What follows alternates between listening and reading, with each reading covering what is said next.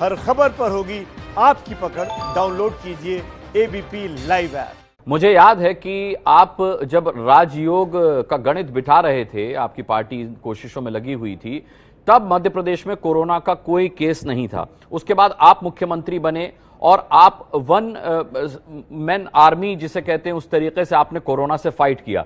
शिवराज जी, कहीं आपको ये नहीं लगता कि आप अकेले कोरोना से लड़े, क्योंकि तब तक आपके मंत्रिमंडल का विस्तार नहीं हुआ था, तो इसमें आपको दिक्कत आई और इस वजह से थोड़ा मामला फैला? क्योंकि आज भी मध्य प्रदेश की स्थिति यह है कि एसिम्प्टोमेटिक केसेस वहां ज्यादा आ रहे हैं, यानी ऐसे रोगी वहां ज्यादा मिल रहे हैं जिनमें लक्षण नहीं दिख रहे। इंदौर में क्या स्थिति है? हम लगातार लोगों को दिखा और बता रहे हैं। इंदौर में एक तो केसेस बढ़ रहे हैं और दूसरा पथराव वगैरह की घटनाएं भी आमतौर पर हमको वहां से देखने को मिली। ये स्थिति बिगड़ी क्यों आपके मुख्यमंत्री बनने तक, जब सब कुछ ठीक था? तो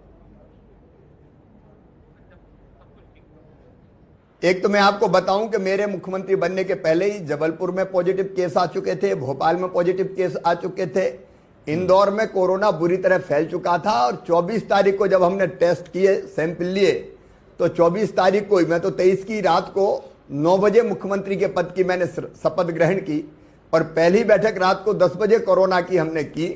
लेकिन 24 तारीख को इंदौर में जब सैंपल टेस्ट हुए तो पॉजिटिव केस आ चुके थे। उसके बहुत पहले कोरोना मध्य प्रदेश में दस्तक दे चुका था, लेकिन तत्कालीन जो सरकार थी वो कोरोना की बैठक करने के बजाय, कोरोना को समाप्त करने की योजना और कार्यक्रम बनाने के बजाय आईफा के आयोजन की बैठकें इंदौर में ही करती रही। देर हुई, इसलिए कोरोना वहां फैल चुका था। लेकिन तब से हम लगातार लड़ाई लड़ रहे हैं। जिन परिस्थितियों में मैं मुख्यमंत्री बना, पूरे देश में लॉकडाउन की घोषणा हमारे यशस्वी प्रधानमंत्री श्रीमान नरेंद्र मोदी जी कर चुके थे। पूरा प्रदेश बंद था और इसलिए उस समय पार्टी ने फैसला किया कि फिलहाल कोरोना से युद्ध लड़ा जाए। मंत्रिमंडल बनाने की भी उस समय कल्पना दिमाग में नहीं आई और बात यह हुई कि अभी पहले इस लड़ाई को सब मित्रों के साथ, मित्र मतलब सांसद, विधायक, प्रशासनिक अधिकारी, जनता, प्रमुख लोग समाज के, और पहले दिन से ही मैं समाज के सब प्रमुख लोगों को, समाज के हर वर्ग के लोगों को, विशेषज्ञ हों, डॉक्टर्स हों, जो हमारे अलग अलग क्षेत्रों के विशेषज्ञ हों, अलग अलग क्षेत्रों के लीडर्स हों, उनके साथ मिलकर, जनता को साथ लेके हम लोगों ने कोरोना के साथ लड़ाई लड़ना प्रारंभ कर दिया था जी। और अब इंदौर में जब उस समय हमने देखा, विशेषकर कुछ बस्ती विशेष में पूरी तरह से संक्रमण घर घर में फैल गया था। और आपने देखा प्रारंभ में जब हमने इसको ढूंढने की कोशिश की तो कई जगह अप्रिय स्थिति भी पैदा हुई। हमारे डॉक्टर्स पे, टीम पे पथराव जैसी घटनाएं भी हुई। कई तरह की अफवाहें लोगों के अंदर फैलाई गई। लोग इसकी गंभीरता उस समय समझ नहीं रहे थे। लेकिन आज उन सारी बस्तियों में लोग स्वस्थ होकर भी वापस लौट रहे हैं। इंदौर में भी लोग स्वस्थ हो रहे हैं, भोपाल में भी लोग स्वस्थ हो रहे हैं। अब इंदौर और भोपाल मिला के पूरे प्रदेश में 500 के आसपास जो कोरोना पॉजिटिव थे वो स्वस्थ होकर वापस घर लौट चुके हैं। अब स्वस्थ होने वालों की संख्या लगातार बढ़ रही है। ठीक है। शिवराज जी, आपने पिछली सरकार को घेरे में लिया। आपने कहा कि कमलनाथ की सरकार जो थी वो आईफा के आयोजन में लगी रही और उसका प्लान करती रही कोरोना से लड़ने की बजाय। मुझे 24 मार्च की तारीख याद है जब आपने ट्वीट किया था और कमलनाथ जी का धन्यवाद किया था कि वो आपके निवास पर आपसे मिलने आए थे और उन्होंने ये कहा था कि वो कोरोना से लड़ने में सरकार की भरपूर मदद करेंगे।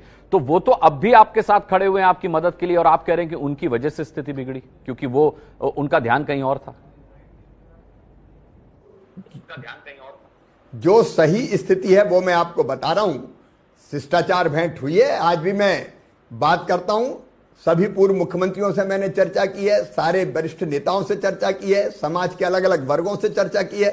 और कोरोना को लड़ाई में, कोरोना के खिलाफ लड़ाई में हम सबको साथ लेना चाहते हैं।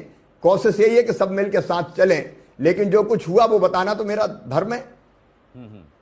बिल्कुल बिल्कुल। अच्छा, एक विपक्ष की तरफ से एक आवाज और आई थी, क्योंकि देखिए ये आरोप प्रत्यारोप का समय नहीं होता, लेकिन बावजूद इसके राजनीति का खेल चलता रहता है, ये आप भी समझते हैं।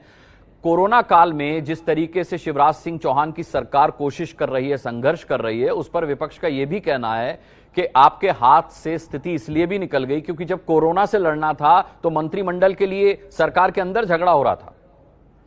क्या ये सही है? किसी को झगड़े का सवाल ही नहीं था। कॉशस डिसीजन था ये कि थोड़ा रुक के मंत्रिमंडल बनाएंगे। जी।